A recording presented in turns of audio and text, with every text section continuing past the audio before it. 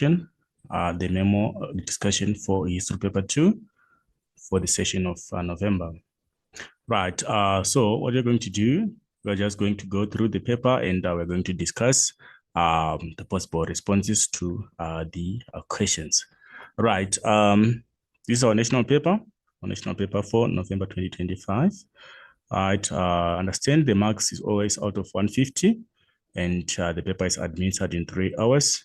And our focus areas, we understand paper 2 is made up of the 3 questions, source-based questions, and 3 questions, essay typical questions. And our first question is on civil resistance. Our second question is the coming of democracy and the coming to terms with the past. That is question number 2 for source-based question. Then number 3 is the end of Cold War and the New World Order events after 1989 to present. Then we also have our section B for essay questions. We're going to look at civil resistance in the 1970s to 1980s. Its focus is South African crisis of apartheid in the 1980s. Then the coming of democracy to South Africa and the coming to terms with the past, question number 5. And lastly, question number 6 is the end of Cold War and a New World Order, events of 1989. Right, without wasting time, we're going to go to question number 1. We're going to be as brief as possible to just highlight the questions and the answers. Right. Court evidence from the source, which suggests that COSATU was the largest federation of black workers' union in South Africa in November 1985. Right, coming to our source, we understand our source is saying, in November 1985, more than 33 unions joined together to form the Congress of South African Trade Unions, COSATU, the largest federation group of black workers in South African history, with a total membership of 500,000 workers. So basically, that is where we extract our response. We are seeing that it was a formation which was made up of 33 unions that joined together to form COSATU, and it was the largest grouping of black workers in South African history, with a total membership of 500,000 workers, which is 500,000. Right, that is question number 1.11. 1.12, it says, define the term non-parliamentary opposition group in your own words. Non-parliamentary opposition group. By the context of non-parliamentary, we are saying it did not have parliamentary representation. So we are saying in this instance, it's a formation without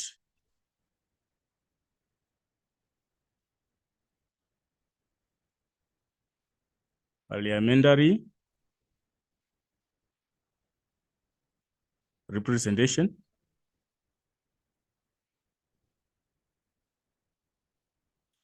A formation without parliamentary representation seeking to challenge the white rule.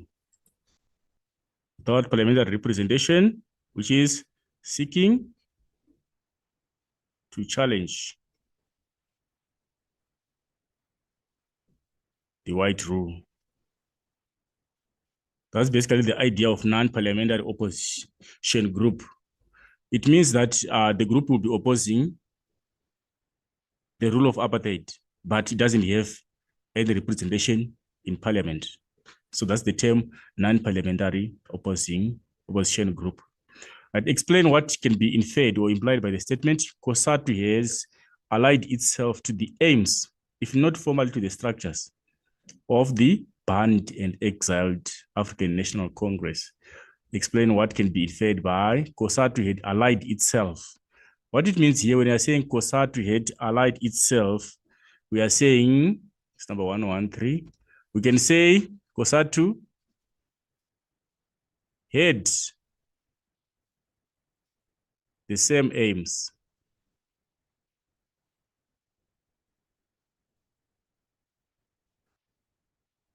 of removing the government.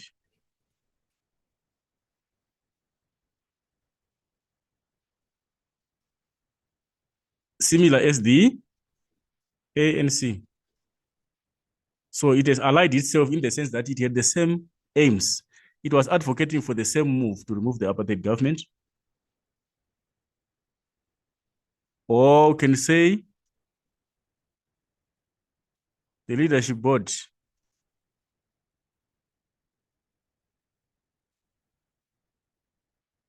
of COSATU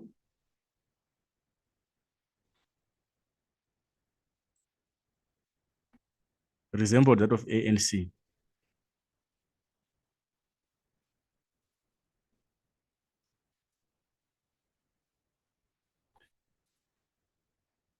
That's the other implication. You can say the leadership board of COSATU resembled that of the ANC. When it says the structures, we are looking at how it was structured in terms of its leadership. So the leadership also resembled that of the ANC in other terms. Right, moving on to the next question. Our next question is saying, using the information in the source and your own knowledge, state why you think industrial trade unions grew stronger in the 1980s. Why did industrial trade unions grew stronger in the 1980s?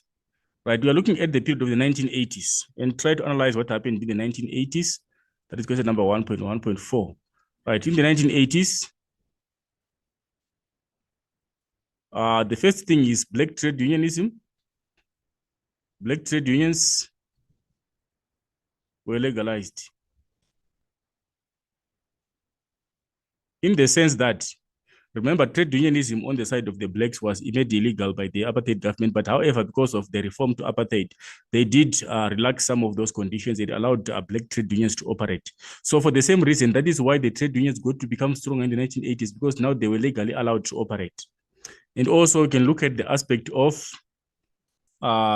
besides, it was fueled by, the influence of the trade unions were fueled by poor working conditions,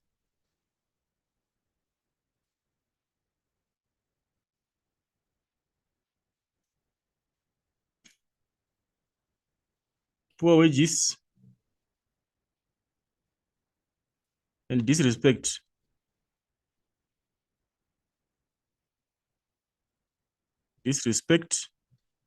of workers' rights. They also became strong because the fueling factor was poor working conditions in the workplace. So they became stronger in the advocating for the fight against poor working conditions and also poor wages. Remember, they were even fighting for the living wage and also disrespect of workers' rights in the workplace. They became stronger in the fight against those evils in the workplace. And also, we can talk of in the 1980s. Remember, there was also the influence of black consciousness. So black consciousness also played a significant role in mobilizing the Africans to try and resist against unfair practices in the workplace. They also advocated for the fight against the inhuman practices that were done by the apartheid government in the treatment of the workers in the workplace. So for that same reason, we can also justify that they were getting stronger in the sense that they were now being infused by the ideas of Steve Biko and the Black Consciousness Movement. So because of the same reason, they were made to be conscientized. They were conscientized of the need to uphold their identity and also to have self-pride as a unique group of people. So the same principles applied to labor unions, and they also had to uphold strength in the side of, on the side of the fight against ill treatment in the workplace. So it was also one of the fueling factors. Then you can also look at solidarity.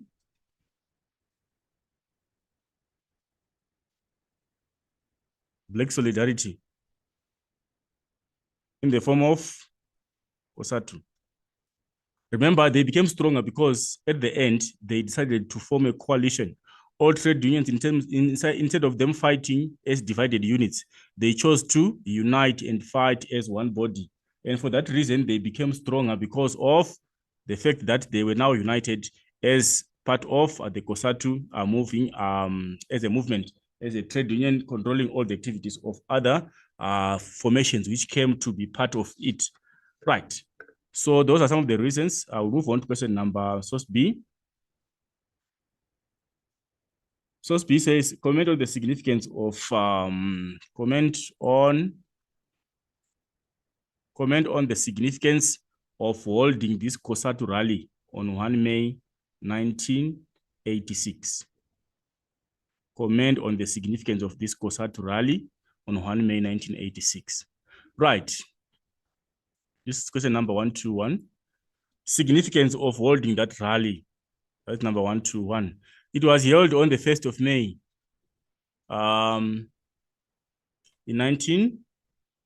It was ultimately a COSATU rally, which was held on the 1st of May in 1986.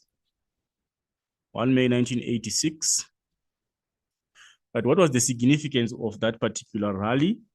What was the significance of the gathering of COSATU? So basically the main idea was to unite workers in the fight against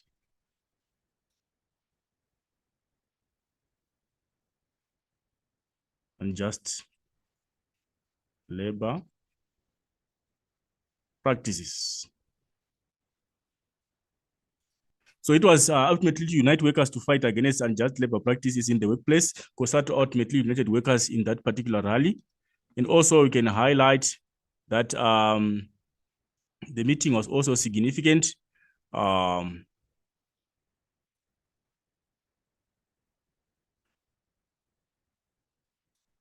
remind the government of the need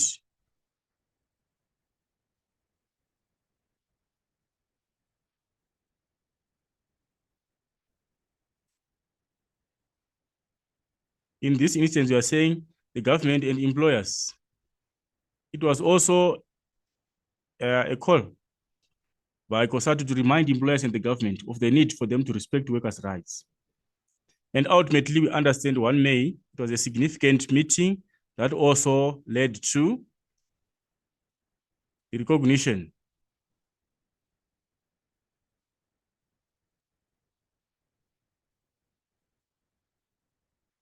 of workers' rights as the Workers' Day or the May Day. Remember, the 1st of May is a public holiday, but it was a public holiday across the region, but not in South Africa. South Africa was disrespecting that particular holiday. They were not recognizing it as part of the South African calendar of holidays. But however, it led to the government to recognize such a day as a day of the workers, as the May Day. It later on gives the government the insight into recognizing the day as the Workers' Day or the May Day because of that particular reason, which was fostered out in the form of the meeting by COSATU to try and remind the government of the need to uphold humanity in the workplace and also respect the rights of the worker.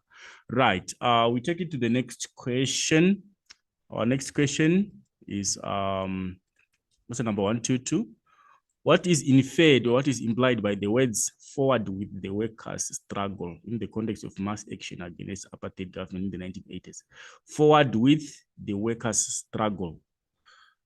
Right, the implication there, when we are saying forward with the workers' struggle, we are saying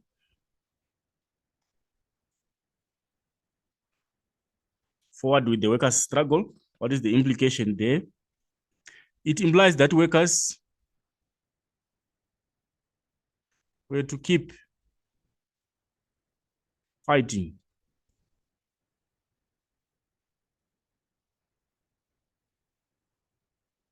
against the injustices of apartheid in the workplace. So when it says forward with the armed workers' struggle, it means the struggle here is workers were supposed to keep on fighting against the injustices that were happening in the workplace. They were supposed to keep on with the fight against the malpractices that were done to the labor by the apartheid government and apartheid employers. Then we move on to the next question. Next question is saying, explain the symbolism of the clenched fists in the banner of some of the workers in the photograph. If you are to check, we are seeing they have got clenched fists. So the symbol, what is the meaning or the implication of the clenched fists in that instance? You want to highlight it, figure out why are they using that symbol of clenched fists, right? So when you're using the clenched fists, what do they mean? Right, with clenched fists, we are saying they signify powerful resistance and solidarity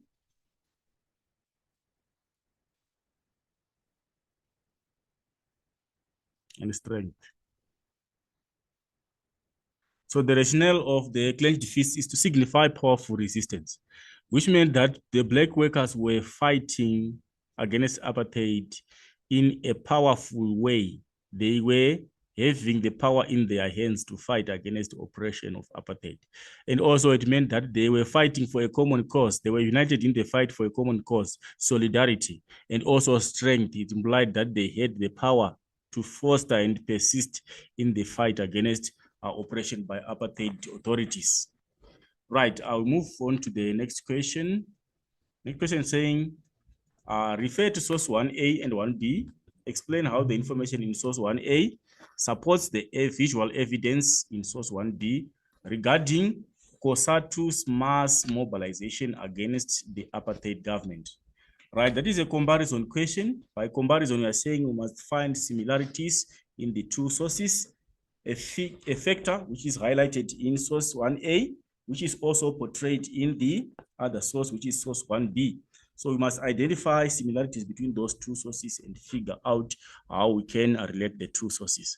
All right, let's go to the sources and factor out ideas. Right, if we check on the sources, we must figure out ideas that we can use to compare the two sources. Right, it says here, from the onset of the source, the first paragraph, it talks about source 1A says more than 33 unions joined together, more than 33 unions. And how is it similar to this one? This one is saying the Congress of South African Trade Unions in the Western Cape on 1 May 1986, it shows workers participating in a protest under the banner of the Commercial Catering Allied Workers Union of South Africa. So we are seeing that the banner here, it resembled some sections which were falling under the COSATU. It was an affiliate, one of the affiliates of COSATU. So by saying that there were unions which became part of the COSATU by 33 unions which joined together, it is also supporting that because it's showing us one of the affiliates here, the Allied Workers Union of South Africa, the Commercial Catering and Allied Workers Union of South Africa is one of the affiliates, which means it's one of those 33 who joined. So it's supporting each other. Then if you also look at source 1A, it talks about a total membership of 500,000 workers, 50,000 workers in total of COSATU, which is supported also by these masses that you are seeing here. There is a very big group of black workers. There is a large mass of workers here, which suggests that the 500,000 group in total is also portrayed as part of, this is a part of the group of 500,000. By showing us these large masses of people, it gives us a clue that COSATU became a very big institution in the fight against oppression by apartheid authorities. Then what else can we talk about? It also says here, and in the critical mining industries, labor leaders claim the support. The labor leaders had the support of half of 600,000 men black workforce. So it also suggests that half of 600,000 were part of the supporters of the leaders of COSATU. And the suggestion is also indicated here by the numbers. As having half of 600,000 men, it also gives us a clue that it was a very big number, which is also supported by the numbers that you are seeing on the image. And also, if you check here, it talks about the nature of the challenge. It says, the challenge now posed by black unions is profound or overpowering. It shows that the challenge that was posed by the black South African unions, it was overpowering, it was profound, it was overpowering. How is it suggested? By the clenched fists here. It shows strength and it showed powerful resistance. They were powerful in their resistance against oppression. So it's supporting each other. What you are seeing in source 1A is also given as evidence of a visual presentation in source 1B. Right, that takes us to the next question, which is our question number 1.4.1. Right, the question is saying, identify a campaign in the source that COSATU members conducted through a strike that took several weeks in March 1987. Identify a campaign in the source. This is a level 1 extraction question. You just have to go to the source and look at the campaign. It says COSATU members had been out on a strike for several weeks in March 1987 over grievances that none of us either understood or cared about. It turned out that they were conducting a living wage campaign. So the campaign was a living wage campaign. According to the extract, it's a living wage campaign. That was the campaign. Explain the term grievances in the context of COSATU's activities against apartheid. Grievances in the context of COSATU's activities. Right. So here, this is a context question. We must contextualize to COSATU in its fight against apartheid. That is number 1.4.2. Right. 1.4.2. We are looking at grievances in the context of COSATU. Grievances here, we are looking at concerns. Or we can say typical challenges.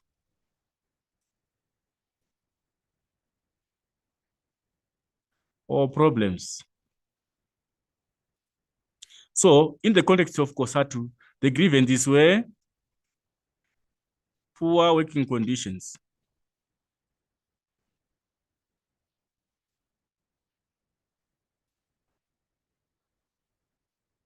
That workers were exposed to.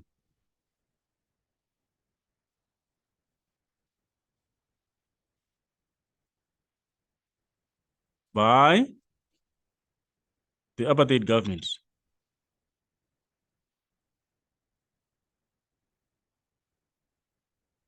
And white employers.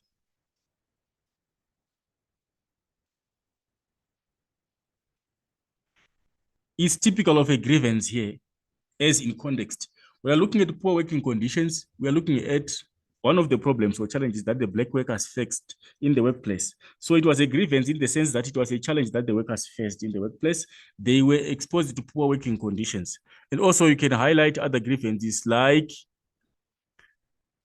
poor wages that were paid to black African workers. It was also a grievance. For them ending up conducting a living wage campaign, it was meaning that they were earning below the living wage. They were earning below the minimum wage required to sustain a normal life. They were living below the poverty line. So the implication is they were ultimately fighting against such an irregularity of paying a worker a wage which does not sustain a normal life. So it was a grievance. You can look at other grievances like segregation in the workplace. It's also a grievance that was faced with white workers. Remember, facilities were segregated. They were not using the same facilities with the whites. You look at the disrespect of rights of workers. Workers' rights were not respected. It was a concern. The disrespect of humanity, the dignity of the African worker in the workplace. Those are some of the concerns that we can highlight as grievances in the context of COSATU's fight against apartheid. Quote 3 pieces of evidence from the source which suggests that the young recruits were terrified. This is an account of white police officers who were apparently trying to disperse a group of protesting black workers who were on a living wage campaign. So they were terrified. How were they terrified? We are told that it says the sound almost scared the life out of me. It means was very scared. The sound almost scared the life out of me. It was a terrifying sight. And the other terrifying part is they were armed with knob carries, whips, knives, and a whole variety of vicious or dangerous weapons. So that is where we extract our quotations from the source. That is where we get our 3 extracts from the source. Right. Comment on the limitation of this source to a historian researching the clash between COSATU and the Eastern Riot Squad in March 1987. Right. What can we say here are the limitations? We are saying this source is limited. How is it limited? Right. It's limited in the context that is biased. Does not give the account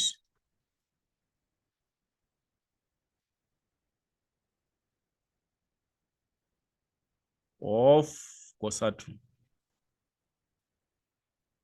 So it's biased in the sense that it's one-sided. It only gives us the side of the apartheid government, the police side, but ignores the side of the COSATU. And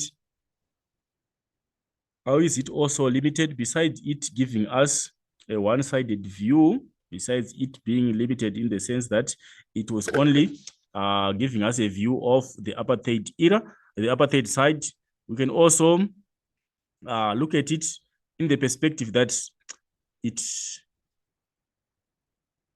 gives exaggerated facts.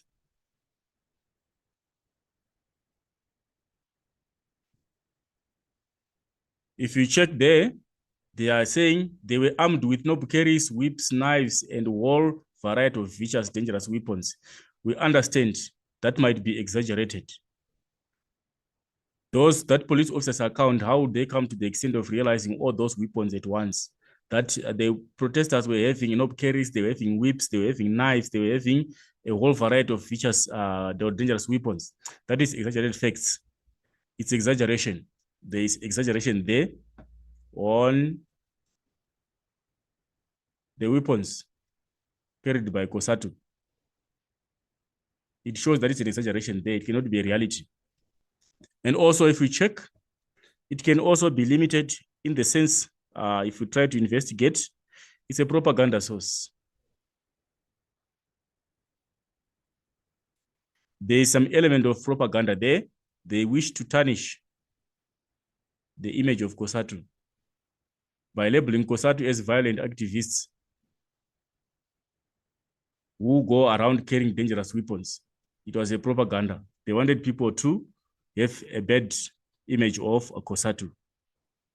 And also it's limited in the sense that it ignores facts about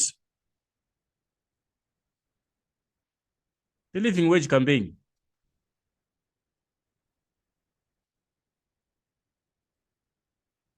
It was a grave concern for the COSATU members that they wanted to attain a living wage. They wanted the employers to give them a reasonable amount of earning for their efforts in production.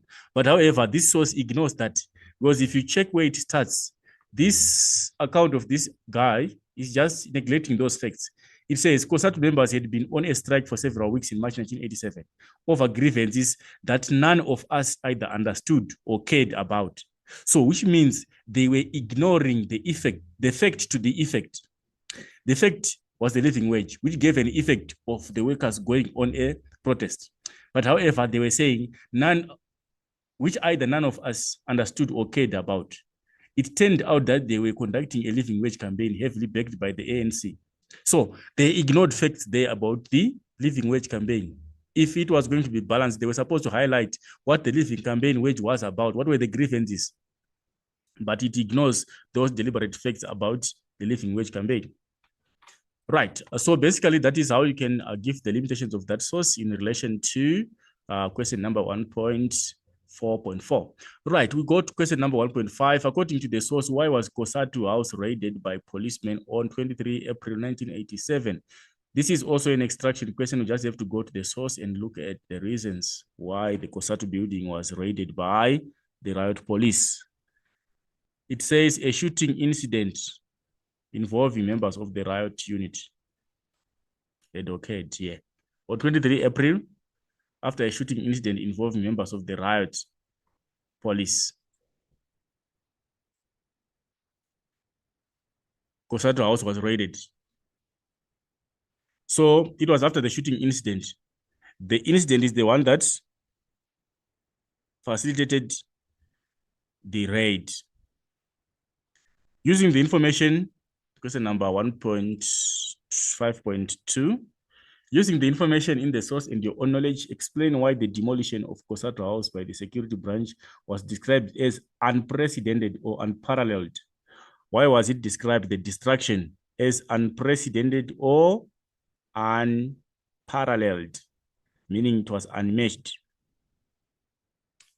Right, why it was unprecedented, that is number 152. It was unprecedented in the sense that we can say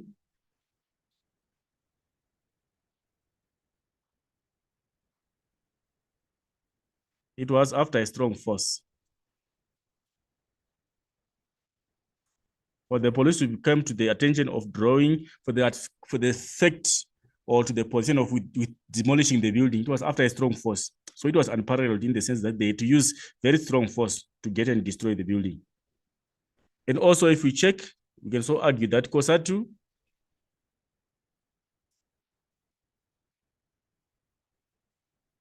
had grown into a very powerful force.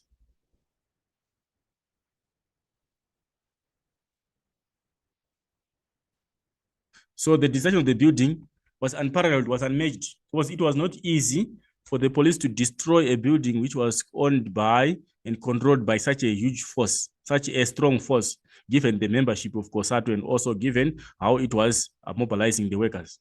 So the fact that COSATU had grown into a very powerful force, it also gives us the image that the police had to use unprecedented force.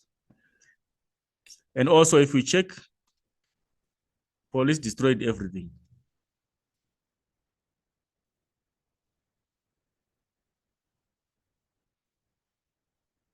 So it was unparalleled. It was one of the events which had never been seen in the history. Police getting to destroy the whole buildings and all the equipment and infrastructure that was therein.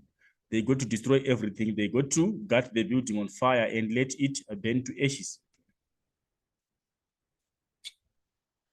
That was question number 152. Move on to question number 1.5.3. List 4 ways in the source in which the police demolished the building and its contents during the COSATU house raid. It's an extraction question. We want to look at the ways that were used by the police to destroy. Right. It tells us that what happened here? Doors were promptly closed and the filing cabinets filled with documents and records rained down the confetti, scattering the pieces of paper from balconies. The 10-story building, office equipment was smashed. They smashed office equipment. Then personal computers were tossed, thrown out of the windows and over balconies into the courtyard. Video monitors and an expensive security system were destroyed. What wasn't smashed or broken was stolen. And also it talks about the printing machine.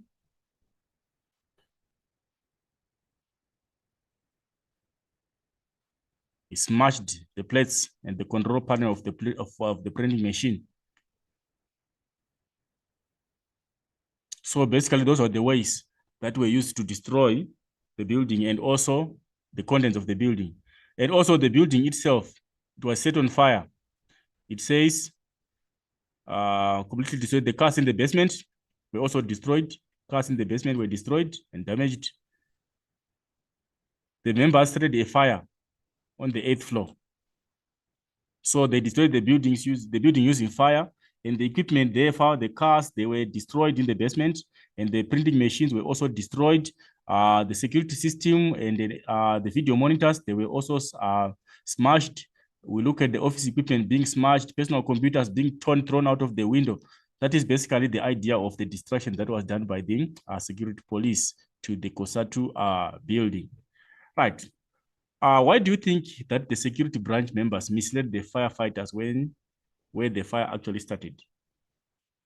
Right, we are seeing here at the end of the paragraph, it says,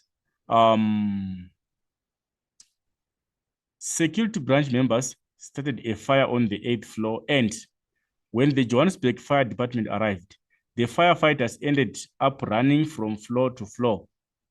They were told by the security branch members that the blaze was upstairs, then downstairs, then out, and so on.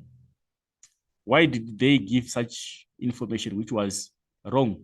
They knew well that they started the fire in the 8th floor, but when they were giving a report to the firefighters, they told them that the fire was upstairs, and then it was downstairs, and then it was out, and all sorts of differing responses. The effect here was they wanted to delay the action of the firefighting. The main reason here is that they wanted to delay the action of the firefighters. This is 154. They did it as a way of, they wanted to delay the firefighters so that the fire grows big, become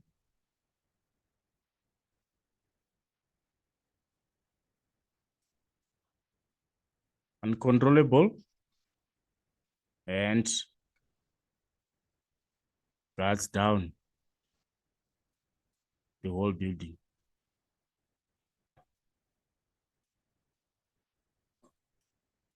That could be the main reason, because they had set this building on fire deliberately.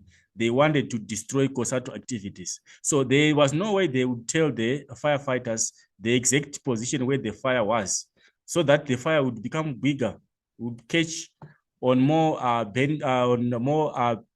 stuff in the building, and would become uncontrollable, such that the firefighters would, in the event, fail even to control that particular fire, to put it off. So they deliberately delayed them by telling them all those sort of responses, that the fire was upstairs, then it was downstairs, and apparently it was outside, and all those sort of responses. They wanted to delay the action of the firefighters, such that the fire was going to grow big and it was going to gut down or to burn down the whole building and its contents. Right. Then number 154, we take the end of the question. We go to the paragraph question. The paragraph question, we are looking at question number 1.6. I'm just going to highlight how best you can respond to that question. Then the evidence, you'll find it in the relevant sources. Right, when you're answering a paragraph question, remember we resort to us using the peel method, where we need to have a point, we need to have explanation, evidence, you'll find it in the sources, then you link. Then your point is the answer to the question. The question is saying, explaining what the different responses were to the attempts of COSATU to mobilize. So we want to focus on the responses to the attempts of COSATU. We know that COSATU was attempting to fight against operation by the government. So what was the reaction here? The different responses. We can start by saying COSATU, first, both positive and negative responses.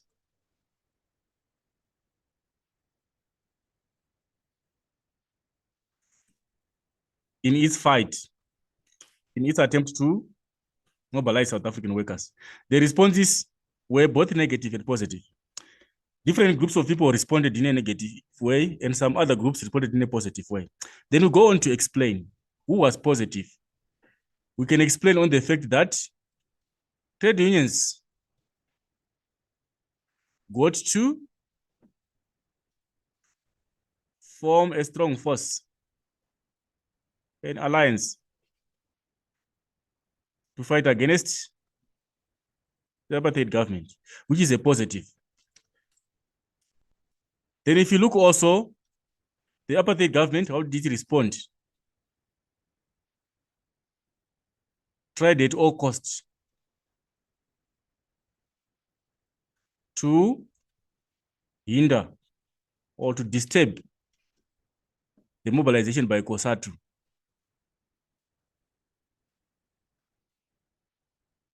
So these were the responses. Positive response from the black workers, they opted to join hands, and the trade unions, they opted to join to have one strong force against apartheid. It is a response. The other response was negative from the apartheid government. They did not want COSATU to mobilize workers. They were trying to destroy its activities. They were trying to disturb its activities. Then you now go on to the sources to pick up relevant evidence. You can use the sources that are relevant. If, for example, you want to look at source 1A, COSATU grew into the largest federation group. It's a supporting evidence to show that it was a positive response, that work joined, that trade unions joined, and it ended up being the biggest.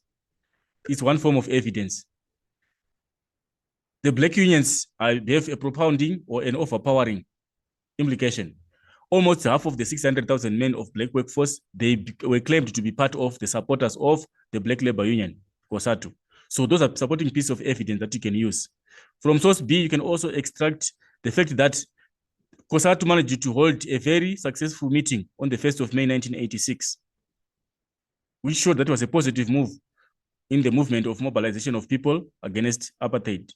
Then you go on to talk about the living wage campaign. It shows positive support to COSATU's activities.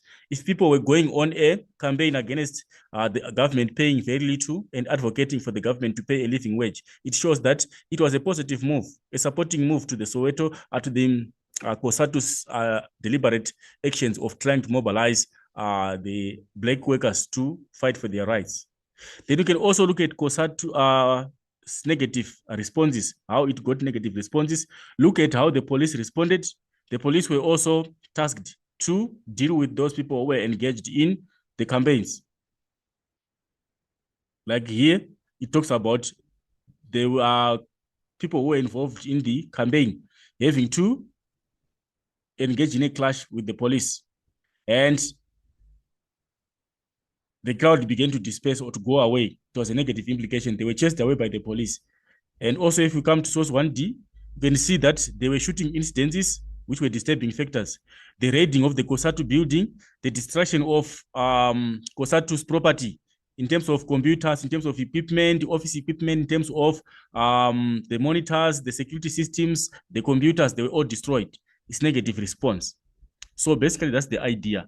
Then at the end of your paragraph, you resort to linking back to your line of argument or to your answer to the question. Your answer is saying COSATU was faced with both positive and negative responses in its attempt to mobilize the African black workers in the fight against oppression by the apartheid government. Then you link back to that line of argument, to that answer. That gives you a full paragraph that can guarantee you to get 8 out of 8, which is a level 3 response. Right, that takes us to the end of question number 1. We move on to question number 2. Question number 2 is a question on the TRC. Why did the Truth and Reconciliation Commission, TRC, reject the Amnesty application of the perpetrators who tortured Reverend Seunani Farisani? Right, it's a case study here. We're going to look at the questions and try to figure out how best you can respond to those questions. Name from the source 2 organizations within the Black Consciousness movement in which Farisani served as a founding member. It's an extraction question. We don't want to waste time. It says Farisani was a founding member of the Black People's Convention. It's 1. The BPC. and served as its president from 1973 to 75. He worked closely with Steve Bantu Biko and other leaders of the Black Consciousness movement. He co-founded the Black Evangelical Youth Organization is another. So these two are the responses. State any three types of abuses according to the source that Farisani was subjected to during his imprisonment in 1977 and 1977 and 1987. Right. If we check in the source again, it's an extraction. How was Farisani faced with those maltreatment in his time of imprisonment? Right. It talks about he was subjected to brutal torture, including beatings, electric shocks, and prolonged isolation. Those are some of those abuses that he was exposed to: brutal torture, beatings, electric shocks, and prolonged isolation. Right, we move on to the next part. The next part is saying, explain why Amnesty International declared Farisani as a prisoner of conscience. What does it imply when someone is declared a prisoner of conscience? That is question number 2.1.3. We are talking of a prisoner of conscience. Right. What are we saying there? When we are saying was, we can say he was imprisoned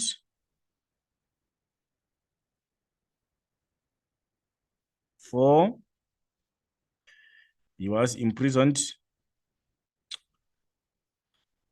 upholding moral sense.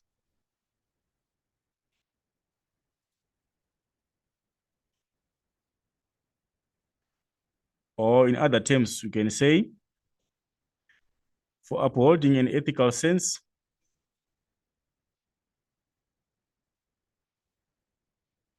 of right and wrong. The main reason why he was fighting against the government was because he wanted to uphold morality. What apartheid was doing was against morality. It was ultimately disrespecting the Black people, their dignity, their rights. So he was fighting against that. His conscience told him that what is happening is wrong according to moral principles. Then he was a prisoner of conscience. He was imprisoned for the same reason of upholding morality or ethical principles of the right and the wrong. So basically, that's the idea. Define the term persecution. What is the meaning of the word persecution? And we can define it in simple terms when we're talking of persecution. The concept of persecution, when we are trying to define it, we can define it as to do harm to someone or a group of people. Or we can say it's a form of being cruel or a form of harassment. That is persecution. You are troubling someone. You are putting someone into a difficult situation, into a rather very difficult situation. You are persecuting them. You are causing harm to them. You are being very cruel to someone, or you are harassing someone. That is persecution. Right, we'll take it to the next question. That was question 2.1.4. We move on to the next question. Question 2.2. Give two names of any two vendor security branch policemen in the source implicated by Farisani during his interrogation. This is a level 1 extraction question. We just have to pick the names. It's Mr. James Limela and Mr. Magwaba. What does the statement, I don't hate them, they must tell the truth, suggest about Farisani's testimony? I don't hate them, they must tell the truth. What does he tell us about the testimony? Right. It tells us that it was a truthful testimony without any bias or any exaggerations. He was being truthful in whatever he was testifying before the TRC. It was a truthful testimony without any bias or any exaggerated facts. By saying that he doesn't hate them, it means he was not taking a side. He was not exaggerating facts to make them appear bad, but rather he wanted them to tell the truth. He was telling exactly what happened without any bias or any exaggeration. Right, suggest what the phrase, call on your God, he will come and help you, suggests about the tactics used by the security branch. When they ended up, because remember, he was serving in the church, and they ended up, when torturing him, saying that call on your God, he will come and help you. What tactics were they using? We can say they were ruthless in their act. They were using ruthless tactics in their interrogation. Or they were using inhuman tactics. They were being very cruel.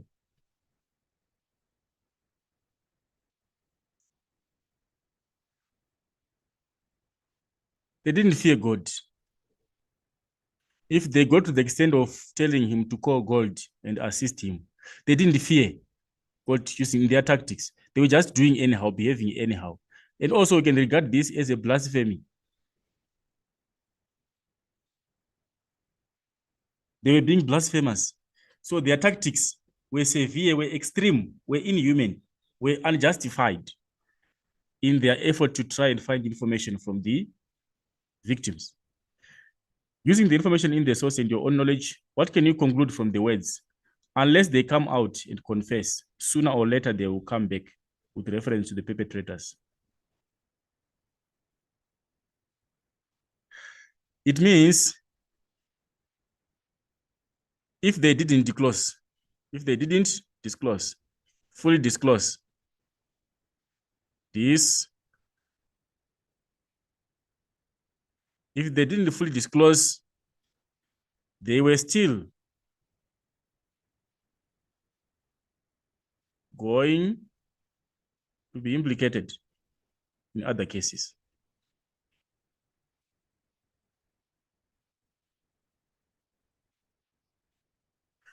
So these guys, because of the fact that they did not want to tell the truth, it was also going to be a recurring factor of them appearing before the TRC, being implicated in different torture and murder instances. So if they were not to disclose the truth, it also meant that they were going to come back again before the TRC because they were going to be implicated in other cases. Right. Why would a historian find this source reliable when researching how the TRC Human Rights Violations Committee dealt with the violations against Reverend Farisani? How is it a reliable? Right, let's check the source. When we're checking on the reliability, we are saying it's a testimony given by Farisani, which implies that it's a first hand or it's a primary source. So when comparing sources, we say primary sources are more reliable than secondary sources. Primary sources are more likely to be reliable compared to secondary sources. So for the fact that it's a primary source, the first hand source, then it's more reliable. And also if we check the date, it was on 4 October 1996. It was also presented during the time of TRC hearings.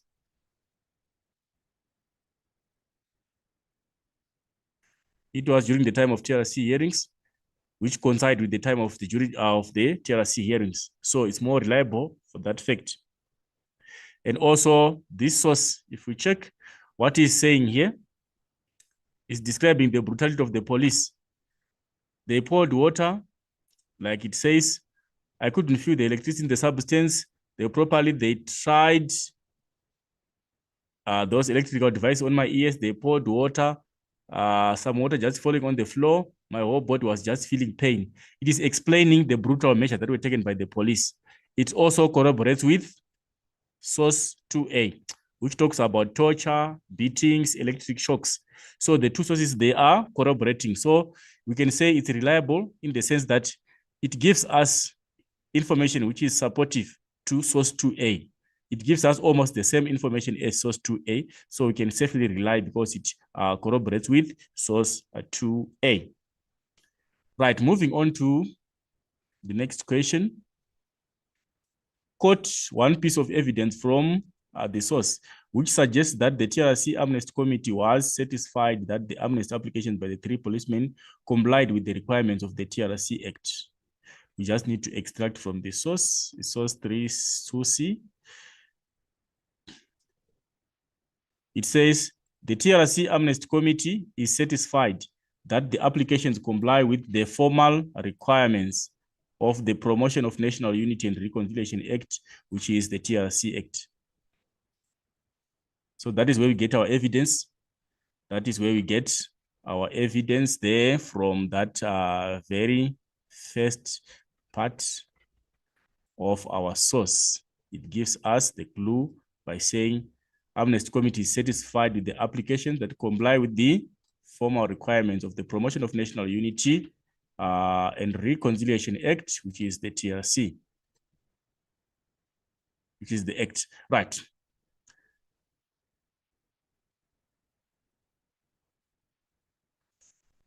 Let's move on to the next question. It says, the three applicants, according to the source, who applied for amnesty for the assault and torture of Reverend Farisani. Who were those three? We can safely find them in the source. The three applicants were T. Nesamari, P. Managa, and M. Ramalikela. Those were the three, according to the extract. Explain the term oral testimonies in the context of the TRC hearings. What were the oral testimonies in the context of the TRC hearings? Right. When we're talking of oral context, we are saying those are, this is question number 2.3.3. 2.3.3 is talking about oral testimonies. When I'm referring to oral testimonies, we are saying these are verbal, first-hand accounts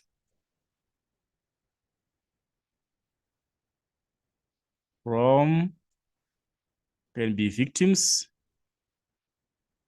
They can be victims, or they can be witnesses, or they can be the perpetrators,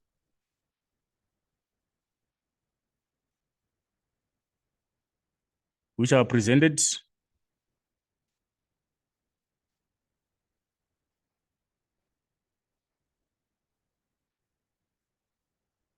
publicly.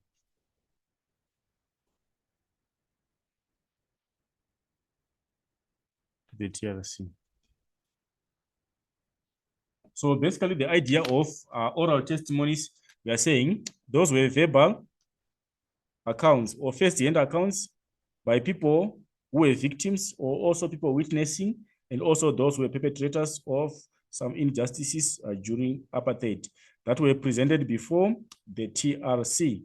So it's a first-hand account which is in the form of an oral presentation, which was done by the people involved in the event and which were presented before the TRC committee. Right. Taking the next question. Next question is saying,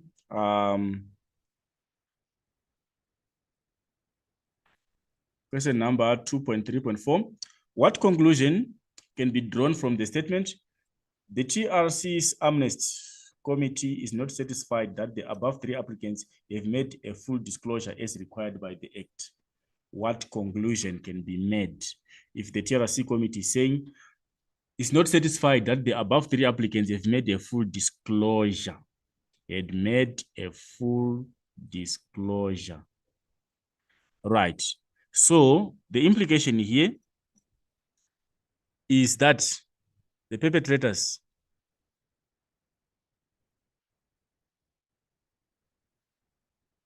left out some incriminating facts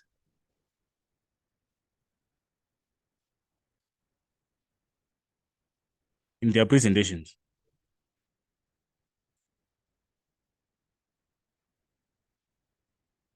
If the TRC is not satisfied, remember that one of the conditions for one to be granted amnesty, they were supposed to give a full disclosure, completely tell everything that happened. So in the presentation, it means that those three guys were selective. They did not disclose everything. They left out some incriminating evidence of their acts. And at the end, the TRC found out that they did not deserve to be granted amnesty for the fact that they did not make a full disclosure to their actions. Right, refer to source 2B and source 2C, explain how the evidence in source 2B supports the information in source 2C regarding the human rights violations committed against Reverend Farisani by the apartheid police. Right, what you need to do there, we just need to go to the sources and find how we can compare those sources. We want to find similarities on the actions. Right, source 2B and source 2C. We want to check source 2B. Source 2B is talking about if we check here,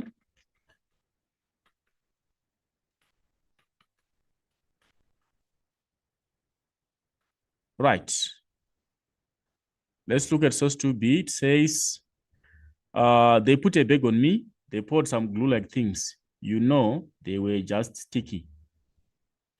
My imagination, when they were shocking, I couldn't feel the electricity in the substance properly. Well, they tied those electrical devices in my ear, they poured water. Some water just on the floor. My whole body was just feeling pain. I fell in water and I was just falling down, rising and taking off the bag. Right, it's talking about usage of the bag here. And the same aspect is also portrayed here. The use of a bag filled with water over their heads. So the same information, the same ways of torture that were used, using a bag filled with water. Then it also talks about electrical devices. If we check here, we tied those electrical devices on my ears. Electrical devices are supported by the fact that they were using application of electric shocks. So it's supporting each other. Then also, if you check, it is talking about I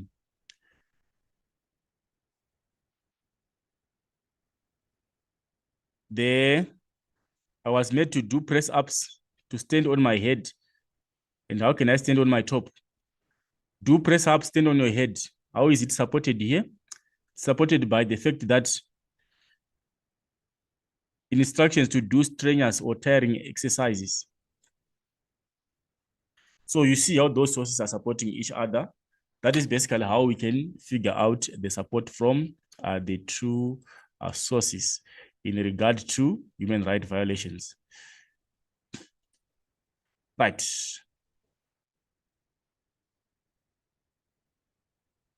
Then we are going to source 2D. Explain the symbolic representation of the following. Right. We are looking at this source. We have Dullah Omar, and we also have this presentation here, which is in frame of A and frame B. It says, it depicts Dullah Omar, the former Minister of Justice, who was responsible for the TRC, revealing the truth about human rights violations of political activists during the apartheid. So Dullah Omar is portrayed here. Then there are those frames with information from activists.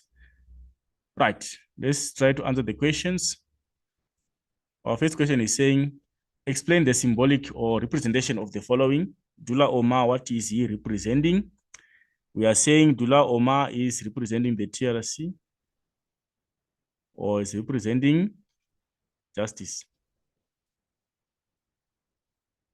Then the security policemen, they are representing apartheid or the injustices of apartheid.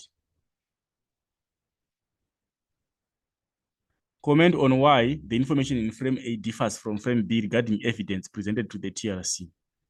Information in frame A, what is it saying and why is it differing?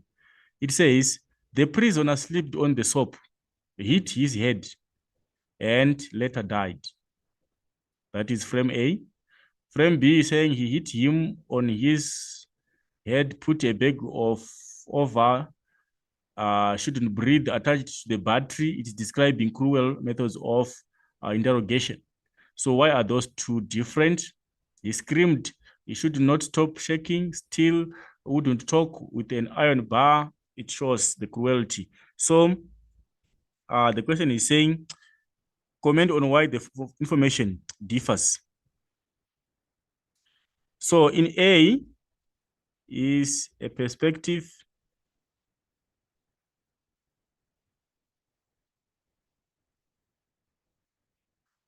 of a perpetrator.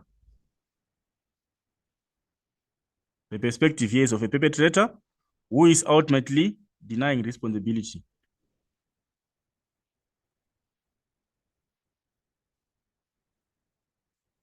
Why he's giving this account, he's denying responsibility over his actions. They murdered someone and they are now giving a perspective which is biased and saying the prisoner is slipped on a soap and hit on his head and later died. And if we check B here, whose account is it likely to be here? If we check the perspective of B, the perspective of B is a victim. Revealing the truth.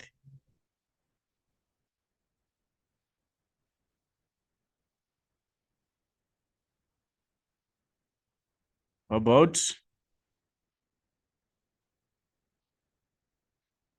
the torture. So why are those different? It's because it's a different perspective. Frame A is a perspective of a perpetrator who is trying to clear themselves from the injustice that they committed. They are trying to clear the ground off and they are trying to justify that they did not do any harm to the prisoner. The prisoner just slipped on a soap and they fell on their head and later on they died. But if you check the perspective of D, it is giving a clear, detailed description of how the person was tortured. So it's because of the differences in the perspective. The perpetrator does not want to be held responsible and the victim is ultimately telling the truth of what happened. That is why those two perspectives are different. Using the information in the relevant sources and your own knowledge, write a paragraph of about 8 lines explaining why the TRC rejected the amnesty applications of the perpetrators. Right. So again, it's a paragraph question in appeal format. The question is saying why the Truth and Reconciliation Committee rejected the amnesty applications. So you can start, you must start by addressing the question. The TRC rejected the applications because they did not meet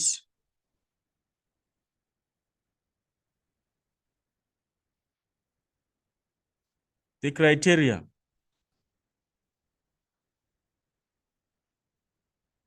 of the granting of amnesty.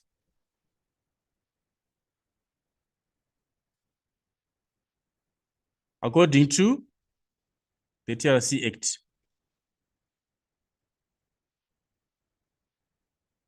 That's the answer to the question, an independent answer. Why were they rejected? They were rejected because they did not meet the criteria of being granted amnesty. Then you explain what is the criteria that was used to grant amnesty in your explanation. For one to be able to grant amnesty, to be granted amnesty, they were supposed to tell the truth. Tell all the truth of what happened. They were supposed to make a full disclosure of the events. They were supposed to disclose everything that happened.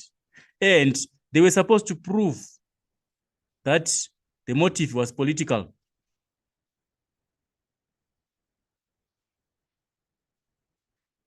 And also they were supposed to prove that it was not out of proportion. So if you check those conditions, those guys, they did not meet the criteria of full disclosure. The TRC found out that they did not fully disclose. Then you got evidence from the sources to support the fact that the TRC rejected granting them amnesty. Then you link back to a line of argument. That is basically how you must answer the question in a paragraph format. And that is going to guarantee you that you would have given a response in a level 3 question, which shows synthesis of information. And apparently that is going to give you an 8 out of 8. Right, let's move on to our last question on source-based questions, which is question number 3. How might the expansion of Brics countries be seen as a threat to the balance of power between the global north, which is Western countries, and the global south, which is the Brics countries? Right, we are going to go through the questions and also try to figure out evidence from the sources in our attempt to give responses to those questions. Right, the first question is saying, when, according to the source, did the first meeting in the BRIC format take place? When it's a matter of time, we need to identify the time factor. The first meeting in the BRIC format took place on 20 September 2006. Name the 4 countries in the source who agreed to develop multifaceted cooperation amongst themselves in the formation of BRIC. It's again extraction question. We are seeing the meeting attended by ministers of foreign affairs of, it was Russia, Brazil, China, and India. It's a level 1, it's an extraction question. Right, the next question is saying, define the term summit. What is a summit? What is a summit? A summit, basically, it's a meeting.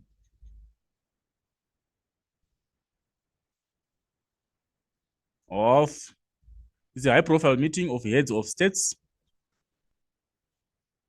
or their delegates.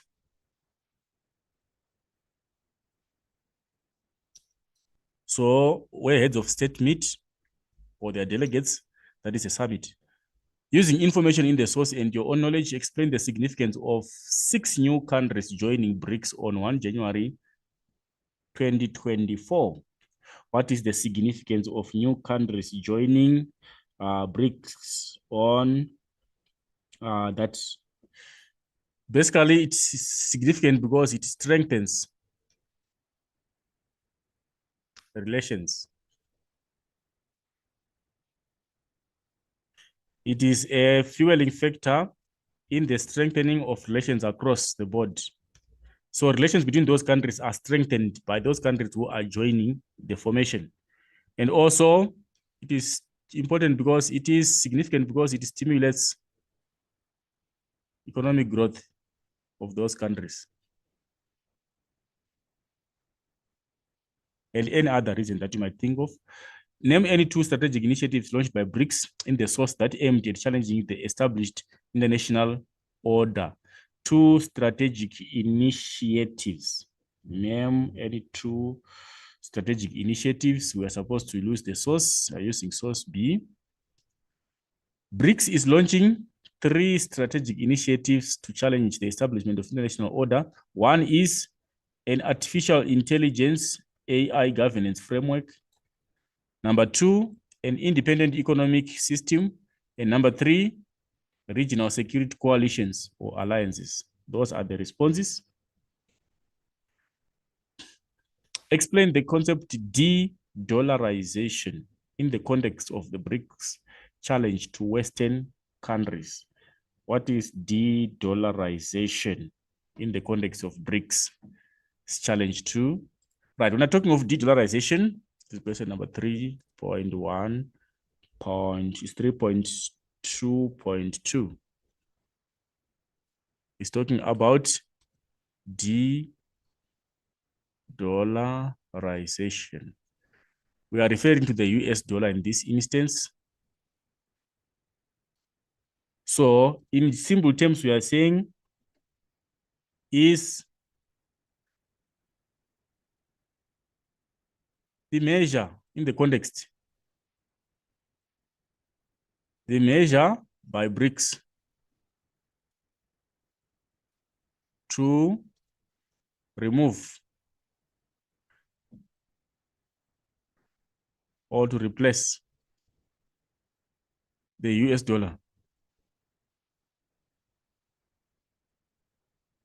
in their trading relations.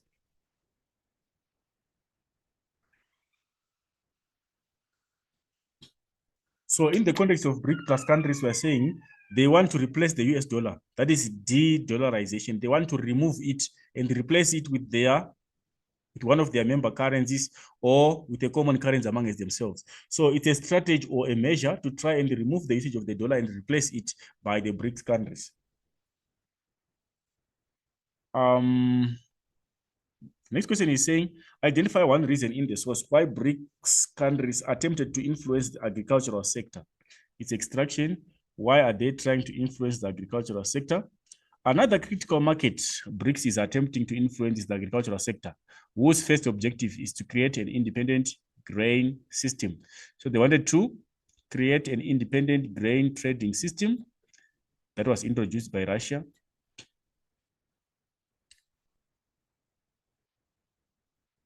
So their objective there is to introduce or create an independent grain trading system similar to the one that was introduced by the USSR. Right. Then it says, question 2.4. Comment on how the diminished or reduced US influence would change the existing international order. The diminishing US influence, how would it change the international order? Right. So the international order, it is going to change in the sense that balance of power, the balance of power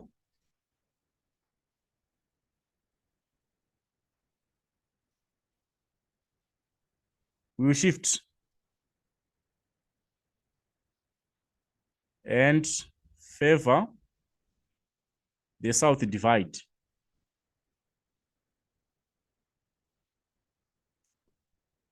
Or the BRICS countries. They're the ones who are going to be favored by the balance of power. So international relations are going to change. The order of the world is going to change. Remember, the order of the world is in favor of the USA as a dominant country in the economics of the world. So with the growing power and the reduced or diminishing influence of the US on international communities, that's going to shift the balance of power in favor of the South divide, and to be specific, in the favor of the BRIC plus countries. It would also imply that emerging economies would dominate the market.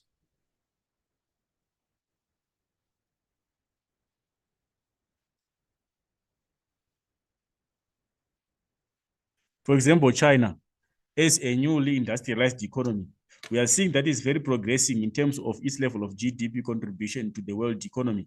And as a result, with a shift in power, with that decline in the dominance of the US on the international platform, it implies that the Chinese are going to come to the dominance on the international platform, because their growing power and their influence in the level of GDP across the international platform is actually giving them a share to become the dominating partners in the international community, combined with other partners in the BRIC formation. Then also, if we check, we can also argue to the effect that the US will no longer manipulate international affairs. International affairs. We are very aware that the US is responsible for manipulation of the international affairs through the Bretton Woods institutions, the IMF and the World Bank. The USA has got dominance over international affairs, but however, through its loss of the grip on the domination part, through its diminishing influence, automatically it means it is going to lose its dominance on international affairs and also its control over the Bretton Woods institutions. Right. Then we are moving on to source C. What message is conveyed by the graph regarding the change in the G7's share of global GDP between 1995 and 2023, and also Brics share of global between 1995 and 2023. Let's use the graph to try and figure out what the implication is. We see this is the G7 made of these countries: Britain, Canada, France, Italy, Germany, Japan, and the USA. Their share of the global GDP was 49.9 in 1995. They were having the highest share of global GDP at purchasing power parity. But if you check these other countries, the BRICS, they were having only 16.9. But if we check in 2023, we are seeing that the BRICS countries are now having 29.6. And the G7 are having 29, the BRICS are having 32.1. So we are seeing a change here. So the question is saying, what message is conveyed? What message is conveyed? So the message here is, for this G7, the message is the relative contribution to global GDP by the G7 countries, it significantly declined. Or we are saying the influence to the international GDP by the G7 countries, it fell from 1995 to 2025. That's the message there. They are losing influence on the share of global GDP. They are losing dominance. Then if we check on the BRICS, it was 16.9 in 1995, but rose to 32.1, which is above the G7 countries. So we can also suggest that the message is the BRIC is becoming a common formation and is becoming an influential formation in global GDP, as suggested by the figures here. It was slow in 1995, but now it's having dominance. So that's the message that you can derive from that illustration. Right, the next question is saying, using the information in the source and your own knowledge, explain the implication of the growth in China's GDP from 1995 to 2025. The implication of the growth, what does it imply? If we see here, China's share, China is the one at the bottom. It was this much in 1995, but here you see it is this much in 2023. So the question is saying, explain the implication of the growth. What is the implication of the growth of China's GDP contribution from 1995 to 2003? So the implication here is, we can say China is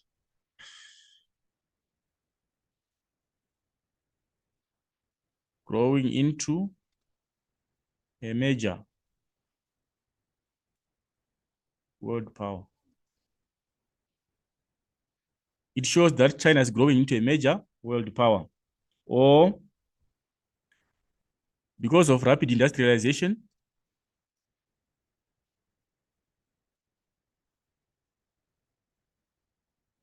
and investment in China.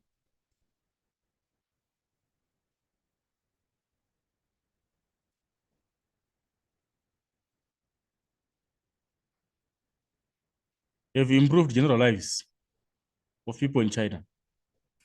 So it means people's living conditions have drastically improved. If you are seeing the contribution to the world GDP there, it suggests that because of rapid industrialization and also because of rapid investments and a widespread investment in the Chinese economy, we are seeing that China is ultimately having positive results in terms of the living conditions. And also the other implication is Chinese products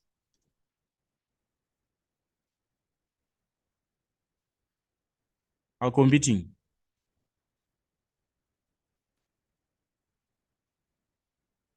on the international platform. For China to realize such a growth, it means it's not only producing for its domestic market, it means it's also exporting. So the implication is, with that growth in the level of GDP share, it means Chinese products are getting across the world. They are almost getting everywhere across the world, because why it is growing in GDP is because it has guaranteed markets on the international platform. So the implication is Chinese products are on the widespread on the international platform. They are being sold across the globe. Right, that takes us to the next question, which is question 3.4. Who, according to the source, was Trump referring to when he said, leave the dollar, you are not doing business with the US because we are going to put 100% tariff on your growth? That is source 3D. The statement is here. He was referring to the BRIC plus countries. That was whom he was referring to. Give a reason in the source why BRIC plus countries are critical of Bretton Woods era. They are critical of the Bretton Woods era. The Bretton Woods era we are referring to that era in history when countries decided to form the multilateral international platform of the IMF and the World Bank, the International Monetary Fund and the World Bank. Why are developing countries criticizing that development of the World Bank and the International Monetary Fund?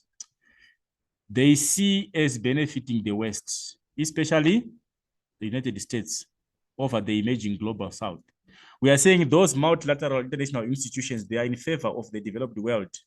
They give credit facilities to the developed world. They do developmental projects for the developed world, especially the USA, and neglecting the poor South. Right. Then the next question is saying, using the information in the source and your own knowledge, explain why the fact that BRIC plus countries form 35% of the world's GDP and 45% of the world's population is a concern for US Trump as a leader of the global North. Why is Trump concerned by the fact that those countries are contributing 35% of the world's GDP and their population is 45%? The implication here is these countries have got potential. Why is concerned? Is threatened.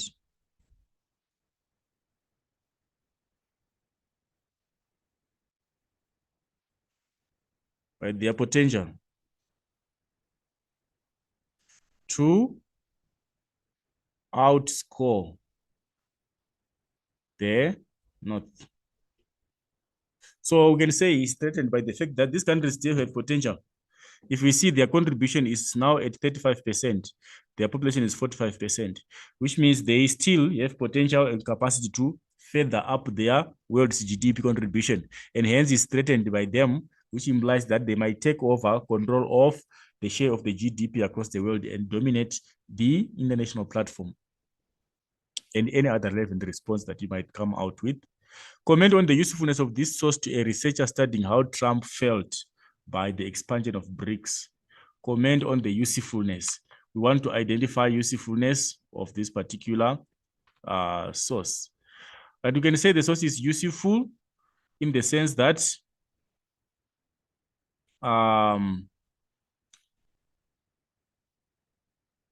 it's an extract from a speech that Trump delivered. This can be used as usefulness. It's useful because it's an extract from a speech by Trump. And also, we can say it's useful in the sense that it tells us that the US is going to impose or put 100% tariff on the growth of BRIC plus countries. And also, it tells us that Western-friendly countries like Turkey wish to join alliances of BRIC plus countries. So it's very useful information that we can get there. It also gives us the image that even those countries who are supporting the West, they are also willing to come and join the BRIC, who is an enemy of the US. Right, then we move on to the next question. Referred source 3C and 3D. Explain how the evidence in 3C supports information in 3D regarding how BRICS is upsetting the balance of power. Right, if you check source 2C, 3C, 3C is talking about the growth by BRICS. 3C is giving us the growth by BRICS countries in terms of their GDP share from 16.9 to 31.9. And is supported by the fact that they are contributing 35% of the world's GDP share. So it's supported in that sense. And also it shows us about the increase in contribution by China. China was there, and we are seeing its contribution increasing there. How is it supported? We are told that China was involved in a trade war. Trump started a trade war with China to show that China is a threat because it's a fast-growing economy. Trump ended up involving himself in a trade war. So it's supporting each other. First source is telling us that the Chinese GDP contribution increased sharply from 1995 to 2023. And also we are seeing Trump engaging in a trade war because of the threats being posed by China. Right, then the last question is a paragraph question. Using the information in the relevant sources and your own knowledge, write a paragraph about 8 lines explaining how, the question is saying, explaining how the expansion of BRIC countries might be seen as a threat to the balance of power. How? Right. You can start your paragraph with a point, clear point, and explanation and evidence and your link. Right, how? You can start by saying the BRIC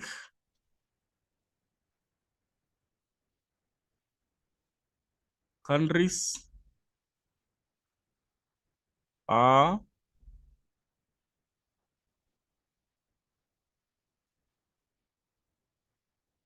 growing significantly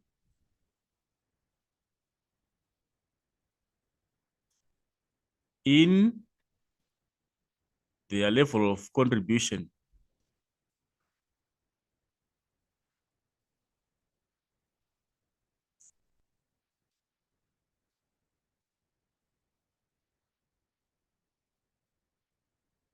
how can it be a threat? It's a threat because of their growing influence.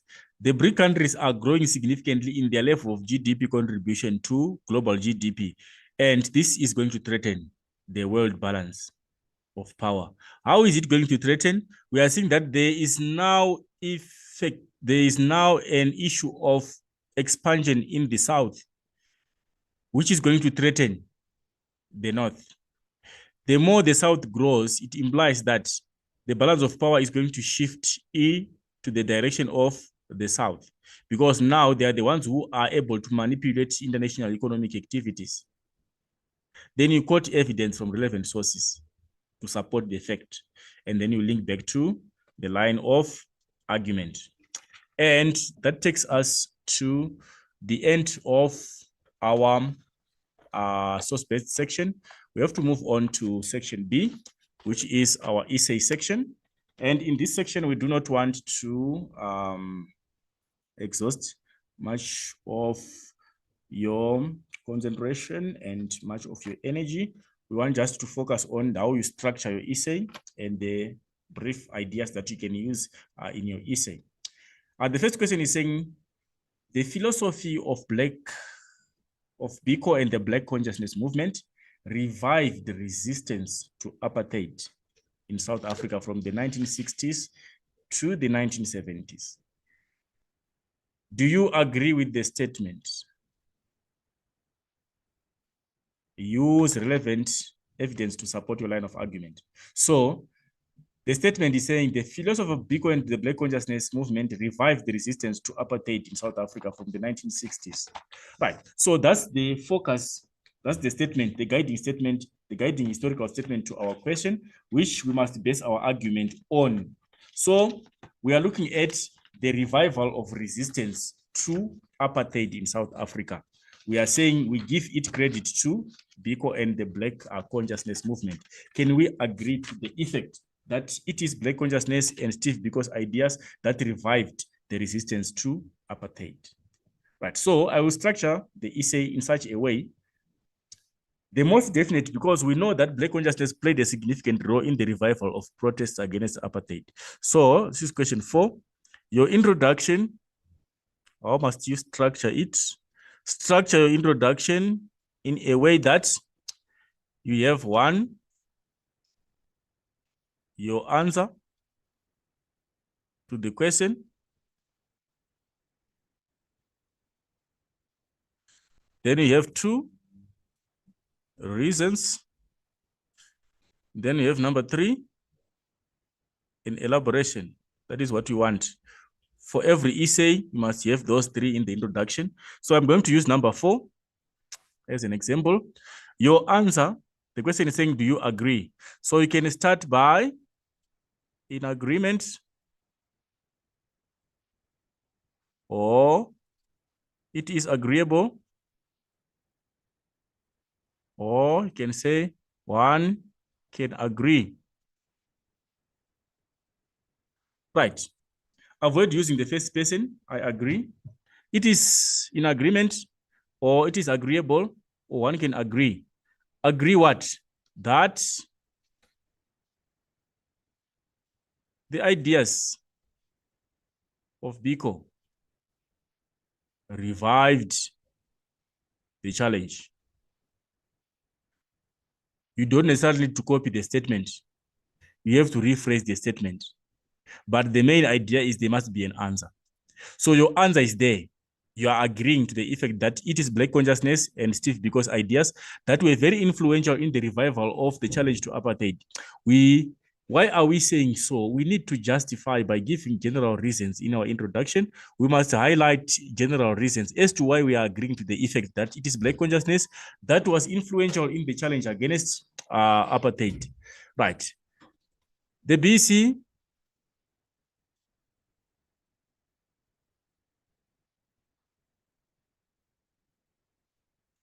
helped black people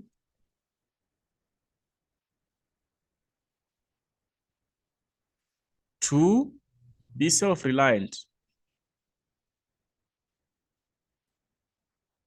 It's a reason, or you can say it is through black consciousness that black people got to realize their pride, or black people got to realize their cultural identity. You are giving general reasons why you are saying it revived protests. It revived the challenge against apartheid. Then give an elaboration. What historical evidence are you going to use in the essay? What is the essay about? Maybe this essay is going to shed more light on the influence of Biko's ideas in reviving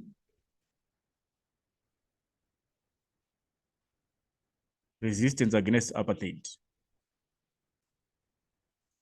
That is a complete introduction.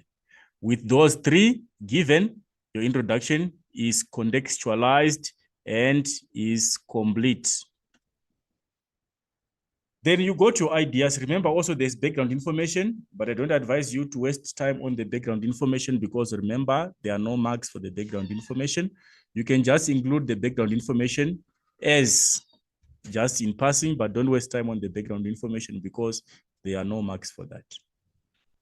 And also remember that you must not put any subheading, you must not highlight, you must not put any bullets, no telegram writing, you must use continuous writing. So the background basically talk about of black consciousness. You look at repression by apartheid government. The repression in 1960, after Sharpeville massacre, where you look at the banning of ANC and PAC. Then you also look at the influential activists. Some of them were imprisoned, the imprisonment of activists, and also you look at some of the imprisonment were in exile. They had gone out of South Africa for fear of their life. And also you look at underground operations. So because of all this, the government managed to also look at the government instituting state of emergencies.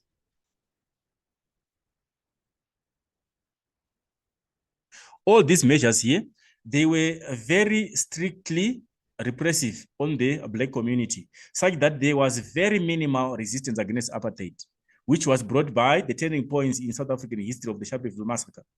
And we are seeing the ANC being banned, which meant it was declared illegal and was not supposed to do its operations in South Africa. And also the Pan-African Congress under Robert Sobukwe was also banned by the very same time. And we see the imprisonment of key figures who were mobilizing people to challenge the government. And also we see some of the influential people getting into exile. And the ANC was operating underground, was operating in hiding because it was an illegal organization. And also we see the influence of state of emergencies. People can no longer go on the streets to protest because the government had put in place very harsh and restrictive measures on any form of strike action. So because of this, it gave the apartheid government an upper hand, which meant that it had managed to suppress any form of resistance. And also we can include the banning of people here. There were some people who were also banned. People who were influential, they were also banned. And also we talk of repression in terms of detention without trial.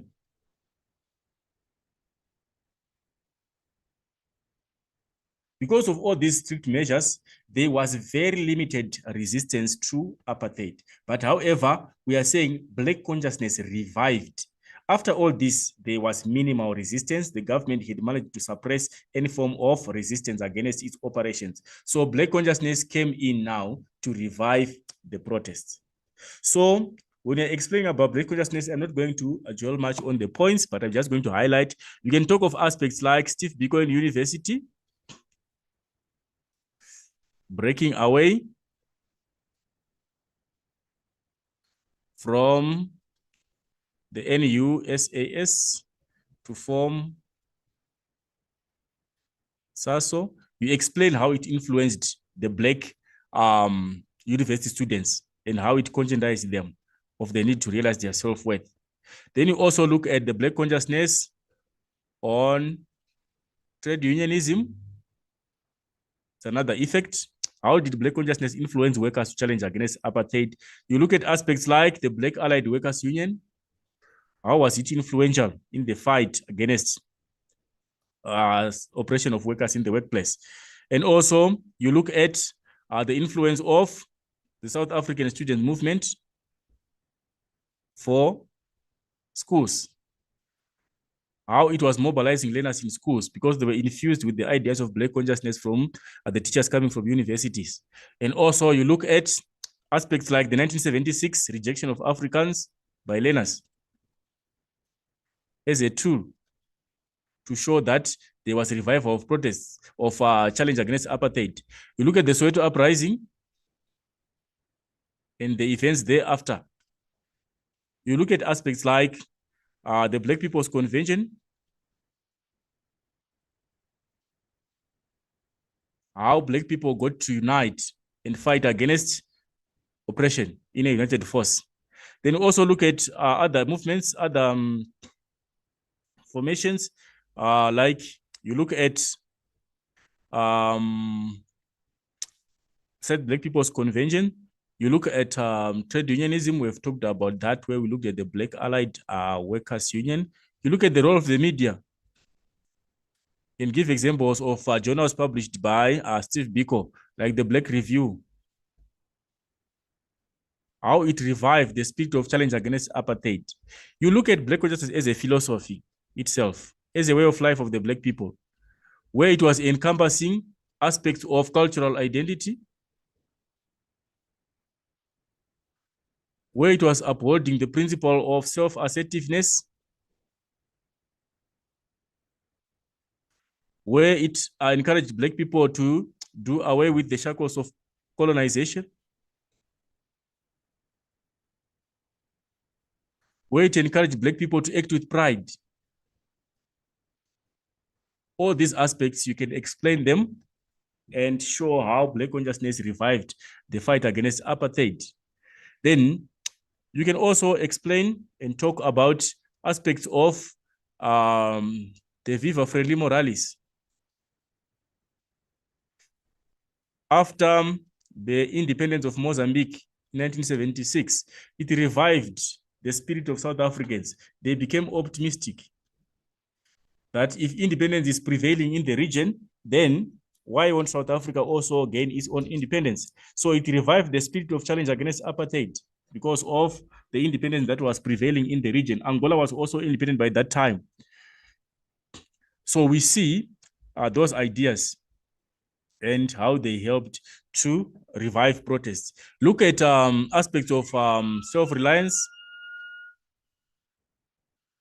You talk of community projects in the Black societies, trying to uphold and uplift the lives of the Black people in the societies through, for example, winter school programs, and also through aspects of the trust funds and also some other different kinds of projects that were held in the rural African societies.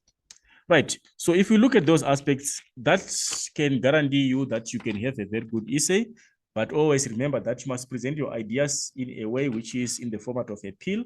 And at the end, you reach your conclusion, you tie up your argument, you reaffirm the key point, then you conclude your essay, refer back to the line of argument, and then reaffirm some key points. Then you conclude your essay that way. Then that will guarantee you of a very good presentation of historical facts. Right. Then we move on to the next question. We're going to use the same format here. The next question is a question based on the coming of democracy to South Africa, which is a negotiated settlement. The negotiated settlement is the coming of democracy to South Africa.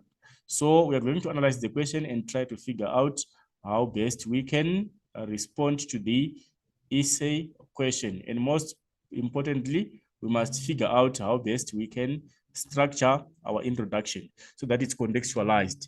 Right. The road to democracy was characterized by a non-violent process of negotiation. Critically discussed this statement with reference to the period between 1990 and 1994. It was featured by a non-violent process. Right. So we are critically discussing here. Remember, when you're answering a critical discussion question, we must, in our introduction, try to figure out whether we must adopt a positive line of argument or a negative line of argument, which means we must approve the statement or disapprove the statement, depending on the context, historical context, and the non-facts to the event in question. So if the question is saying the road to democracy was characterized by a non-violent process of negotiation, we understand that there were events of violence that happened during the process, which almost brought to a halt the negotiation process. So we cannot approve that statement. It was by a non-violent, but at the same time, there were instances of violence through the process of negotiation. So our line of argument, we must adopt the main line of argument, but we must give a counter argument. Right. So we need to have an answer. Our answer are either approving the statement or disapproving the statement, and we must have a dual line of argument. Right. So we can say in this, the process was featured by a non-violent process, but however, we can say it was featured largely by a non-violent process, but however, there were incidences of disturbing violence.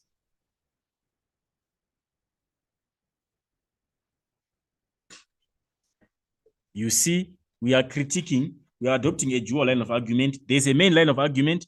It was largely non-violent, but however, there were instances of disturbing violence. Then you highlight the reasons. Why are you saying it was non-violent? You highlight on events of negotiation that were successful, and also highlight on instances of violence that almost disturbed the process. But you're not explaining them here, you're just highlighting. Then you give the elaboration. What are you going to present in the essay? What is the essay about? That's the last part. Then your introduction is contextualized. It has a dual line of argument, and it has reasons for the main argument and counter reasons, and also it has an elaboration. Then you go towards your body of the essay. Remember, this essay is an essay that you must follow some form of chronological order of the series of negotiation events. So it's a negotiated settlement essay, and you must always remember that the events, you must try to present them in their sequence of the historical timeline. You cannot go to 1994, you talk about the democratic elections in South Africa, then you go to the Grootska Minute, then you go to the Pretoria Minute, then you go to the Record of Understanding in a disorderly manner. You are supposed to figure out those events in a sequence of their timeline of historical occurrence, such that it has a sequence and it has chronology in terms of the sequence of the events when you are presenting them. It is unjustified for you to just pick out events and do not follow the timeline, because this is a sequence of events from 1990 going to 1994, where South Africa was transformed from being an apartheid state to become a democratic state, with the first elections held and the first Black president getting into office. Right, so what you need to note there, you can start on de Klerk's parliamentary speech. We see de Klerk promising an end to an era of violence. That was on 2 February 1990. He promised the release of political prisoners and the return of exiles. That was the beginning point. And also, we can see the unbanning of political parties. The ANC was unbanned. And the unbanning of activists is another move that you can describe, which was a positive. Then you can also look at the release of Nelson Mandela on an unconditional basis. That paved the way for the rise to the process of negotiation. That was on 11 February 1990. Then we go on to look at one of the major events. You look at Sebokeng violence. Before that, we can look at the release of Nelson Mandela as a crucial factor. It paved the way for the beginning of the negotiation process before we look at the violence, right? Then we look at the first meeting, which was the Grootska Minute, which was held on the 2nd of May, 1990.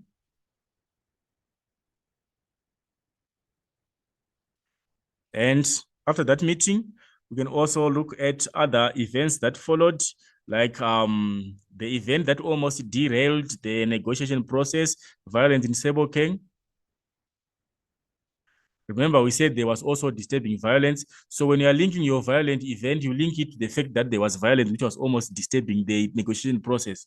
It almost derailed the progress of the negotiation process. So you highlight in the favor of the main argument that it was largely non-violent, but you also highlight and figure out a violent event and link it to the fact that there were instances of disturbing violence throughout the negotiation process. Like that Sebokeng violence, you explain how it led to an almost derailment of the beginning of the negotiation process. Then we go to the Pretoria Minute.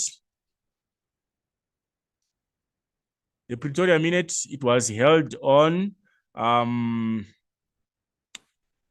the 6th of August, 1990. And what was agreed there? The ANC agreed that they were supposed to suspend the armed struggle. The Umkhonto they were supposed to cease its operations. You highlight the discussion, the negotiation process, and also you highlight on the agreements that were made on that particular process of negotiation. Then we continue to go on to the CODESA 1, Convention for a Democratic South Africa 1. Then you look at the political parties which were engaged there at the World Trade Center in Cape Park,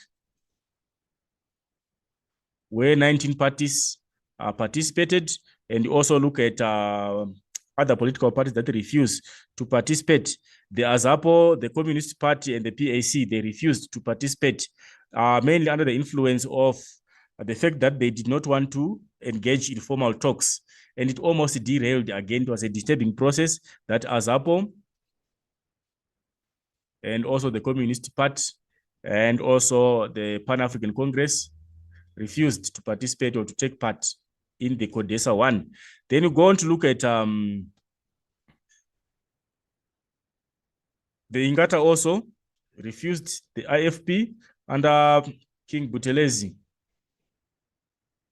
Mangosuthu Buthelezi, they refused to also participate. Then also you look at incidents of violence across the country, violence in Natal. It almost derailed the process again. Then we go on after the violence, we look at the referendum, the whites-only referendum, where the whites were seeking for opinion whether they were supposed to continue with the negotiation or they were supposed to stop the negotiation process. But however, it was in favor of the continuation of the negotiation process because mainly the economy was sanctioned, it was now performing poorly, and also it threatened the viability of business. And hence, people who were involved in economic activities were advocating for the negotiation process to continue so that they will rescue the failing economy and resustain whatever was remaining. Then we go on to look at CODESA 2. We explain what happened with CODESA 2. Unfortunately, CODESA did not realize positive results because of the struggle in power sharing deals. The power sharing strategy did not realize positive results in terms of CODESA 1 and 2. And by the end of the CODESA 2, they felt that CODESA was a shunned name. It did not produce any positive results and was supposed to be abandoned. And also, before we look at the abandonment of CODESA as a title of negotiation, we also have to look at other things that happened there. There was incidents of violence in Boipatong. There was the Boipatong massacre, and also that was 17 June 1992. And also we look at the Biso massacre, which also happened there. The Biso massacre, which was on 7 September 1992. We explain these events as disturbing violent events which almost derailed and brought to a standstill to the negotiation process. Then one of the key events, we look at the assassination of Chris Hani.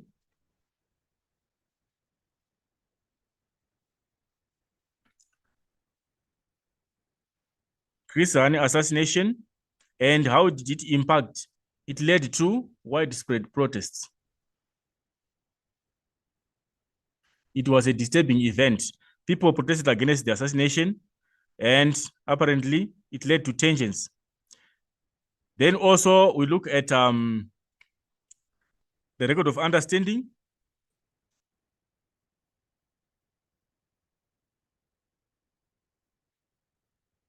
And also need to look at the AWB, how they disturbed the negotiation process at World Trade Center when they broke in the trade center in their armored vehicle and tried to disperse the negotiators in the process. It was also an incident of disturbing violence by the right-wing AWB.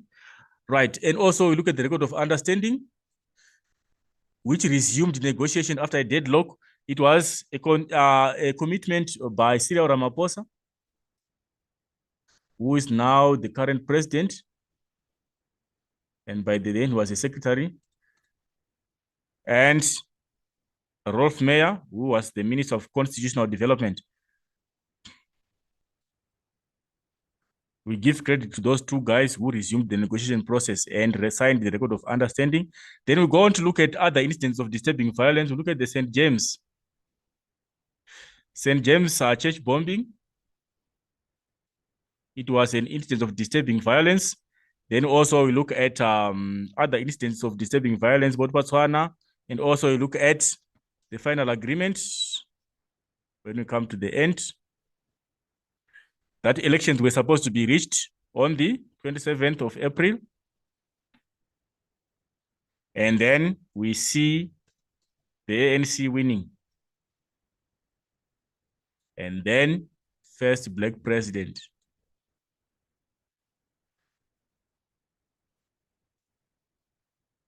The first Black South African president who came in the form of Nelson Mandela. So basically those are the processes. So when you're explaining, you link them to either they were instances of violence or they were instances of non-violent events. So that will build up your essay, and that will build up the ideas of the essay until you get to the conclusive part of the essay, which is the conclusion. You reach your conclusion, you tie up your argument. To show that there was violence, you refer back to the line of argument. To show that the process was largely non-violent, but there were some other instances of disturbing violence that almost derailed the success of the negotiation process between the white National Party government and Black liberal movements. Right, that takes us to the end of question number 5, which is a question on the road to democracy. Then the last question is question number 6. Explain to what extent Gorbachev's policies of glasnost and perestroika in the 1980s ultimately led to the collapse of the Soviet Union. Use relevant historical evidence to support your line of argument. Right, you are supposed to analyze the extent to which the policies by the coming of Mikhail Gorbachev into the helm of the USSR, how it influenced the fall of the Soviet Union. We understand that the Soviet Union was an extreme communist state which relied on government control over all economic activities, which dominated all the terrain of the political environment and the economic environment. The government was responsible for managing all such. But through the coming of new leadership and the change in the world and the distribution of power across the world, the coming to an end of the Cold War tensions, it ultimately brought in new ideas. And also the failure of the USSR to sustain itself, it also brought in the need to give in new ideas to the communist ideology and bring in the ideas of the glasnost and also the perestroika. So you have to adopt a line of argument for your answer. In this instance here, I advise you to take the extent that it is to a larger extent. To a greater extent, those ideas, they brought to the fall, they brought the USSR to its downfall. The idea by Mikhail Gorbachev, the idea of perestroika and the idea of glasnost. So it is to a greater extent.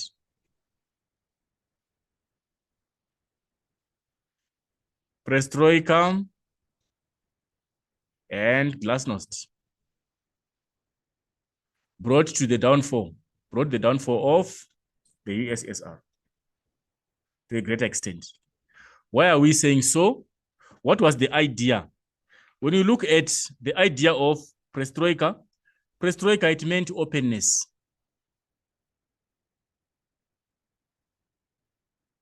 Openness.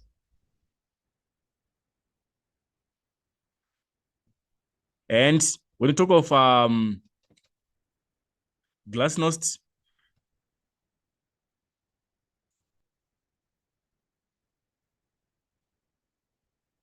we are saying it allowed criticism.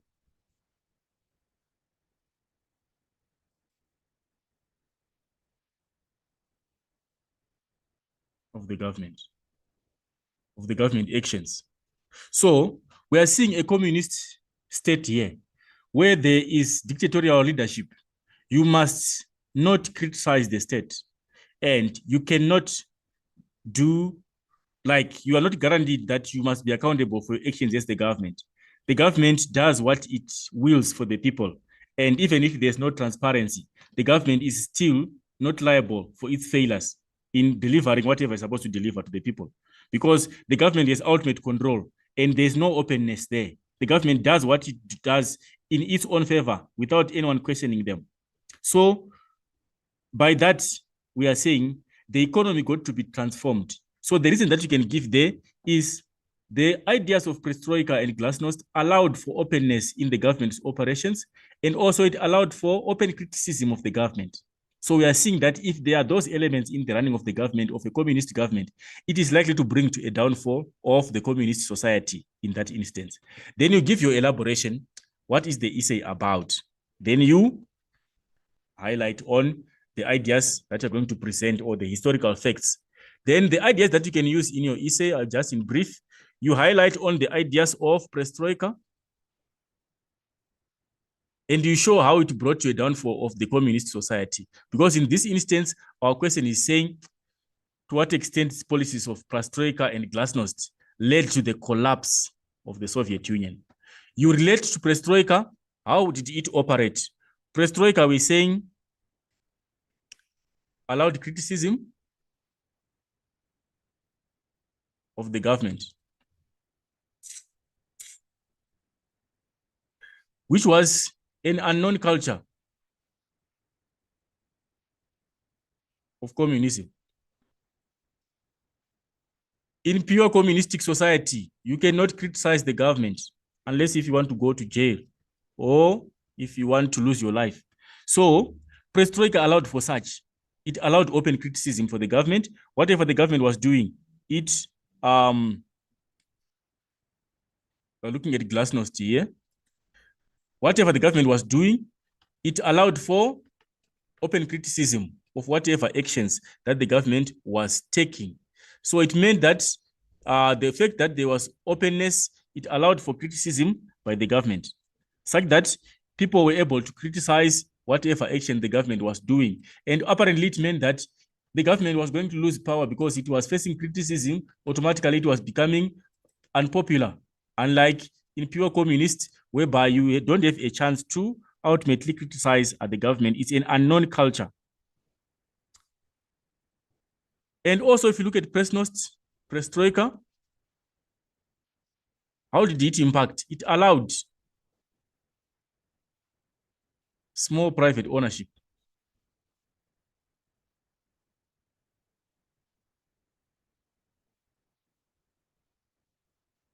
And also what did it do? In top of allowing small private ownership, it removed government control over production. Removed government control over production. So it meant that the influence of the government on the economy was gradually being lost. If you are now allowing small private ownership, is a culture which is also anti-communistic.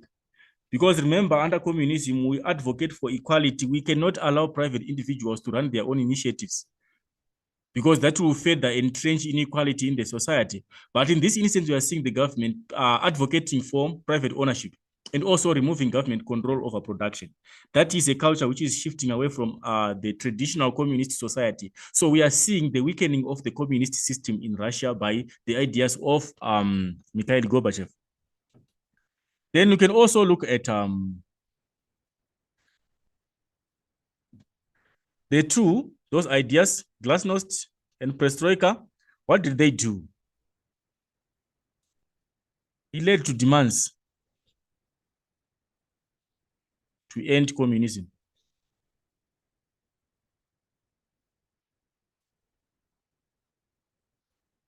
And adopt full democracy. Because of those ideas, people in Russia, they were demanding that we must end this communist society. We are not tired of it. It is not functional. Then we must adopt new ideologies. Let's adopt the ideology of democracy. So apparently it led to end of communism and the Cold War tensions.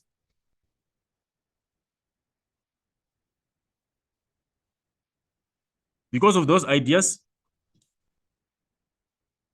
it led to the end of the Cold War tensions and also the end of communism. And Russia was no longer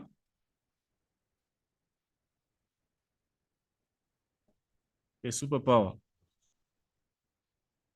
The significant changes in Russia. Russia was no longer a superpower after the adoption of those ideas. And we see that as time went by, communism became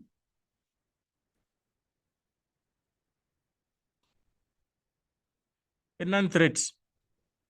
It was no longer seen as a threat to the globe. It ceased to become a global threat because it was led down by the main communist society, who was the USSR. So because of these ideas of glasnost and the ideas of perestroika, you explain how those ideas, they influenced the mentality of the people of Russia, how they influenced the mindset of the people of Russia, leading to how they influenced people to adopt a drastic change from strict communist cultural practices like centralized control to a semi-privately controlled country. And with also the transition of the government losing control over production, it also meant that the communist main ideology was being dropped gradually, because we understand that in a pure communist society, we have the government dominating production and regulating all economic activity in the pretext of providing or attaining a socially equitable economy. But we are seeing that Russia was gradually, because of the introduction of the ideas of perestroika, it gradually disallowed the effect of strict control by the government over production, and also it allowed for some form of decentralization of power in production to small entrepreneurs to be allowed to just run their own businesses, which meant that there was a shift in the ideology of pure communist to now a partly capitalistic society, where we're now allowing private individuals to be taking charge of control of economic activity and also to be in charge of production. So we see those ideas, and also the idea of glasnost, the fact that we adopt openness or transparency. It's also an anti-communist ideology. There should be no transparency in communist societies. The government must do whatever it does. Whatever the government is doing, you must believe and assume that the government is doing it in your favor. They are doing it for the sake of attaining equitable income distribution. They are doing it for the sake of attaining social welfare, for the welfare of every living individual in the society. They are targeting to achieve equality. So with openness, we are saying the government was now accountable over its decision. It was supposed to act transparently, which means that whatever shortcuts the government was taking was supposed to be accountable for it. So that pretext, again, it brought in the downfall of the USSR. Its strong influence over the people was lost because it was now supposed to be accountable over its actions. It was supposed to operate in a transparent manner. So those changes, they signify that the adoption of a pure communist society by the USSR was gradually being lost along the way with the change of leadership along the timeline. It brought in those significant changes, and the major changes were brought in by Mikhail Gorbachev. Then when we're bringing to an end your essay, you tie up your argument to show that those principles, they led to the downfall of the Soviet Union. The principle of glasnost, you are referring back to a line of argument, they, to a large extent, they significantly contribute, or they are the major factors that led to the downfall of the USSR. And then you reaffirm your key points, and then you tie up your argument in that sense. So basically, that was question number 6, which is the end of Cold War and the New World Order. So with that being said and done, I think that has taken us to the end of this discussion, to the end of this paper 2 history discussion. We are going to meet in other discussions to follow. Your host in history. Thank you for watching. Pleasant day to you, matriculants. It is my pleasure to invite you to this discussion, the memo discussion for History Paper 2 for the session of November. Right, so what you're going to do, we're just going to go through the paper and we're going to discuss the possible responses to the